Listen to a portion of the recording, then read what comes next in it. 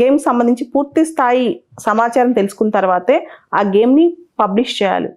రెండోది, ఈ ఎవరైతే గేమ్స్ చేస్తారో కంపెనీస్ అన్నీ కూడా రిజిస్టర్ అయి ఉండాలన్నమాట. గేమ్స్ తయారు చేస్తారో డెవలప్ చేస్తారో దాంతోపాటు ఈ మొత్తం ఈ ట్రాన్స్పరెన్సీ ప్రమోట్ చేయడానికి వీళ్ళు లా ఆఫ్ ద ల్యాండ్ అంటే ప్రతి గేమ్ కూడా లేదా గేమ్ తయారీ సంస్థ కూడా చట్టాలు పాటిస్తున్నారా లేదా, ఆ గేమింగ్ సంబంధించిన అన్ని అంశాలు సరిగ్గా ఉన్నాయి లేదా, ఐపీసీకి వ్యతిరేకంగా ఉన్నాయి, ప్రతిదీ చూస్తారనమాట. దాన్ని కంప్లై చేస్తున్నారా లేదా అని చీఫ్ కంప్లైయన్స్ ఆఫీసర్ ఉండి మొత్తం దీన్ని కంప్లై చేస్తున్నారా లేదా గమనిస్తుంటారు.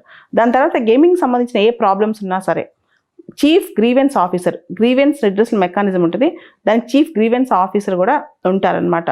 దాంతోపాటు కేవైసీ నామ్స్ కూడా ఎవరైతే గేమ్స్లో రిజిస్టర్ అవుతున్నారో వాళ్ళు రెస్పాన్సిబుల్ గేమింగ్ బిహేవియర్ లేదా అప్రాప్రియేట్ గేమింగ్ బిహేవియర్ చూపిస్తామని చెప్పి వాళ్ళు కేవైసీ నామ్స్ అన్నీ ఫిల్ చేసి ఉండాలి.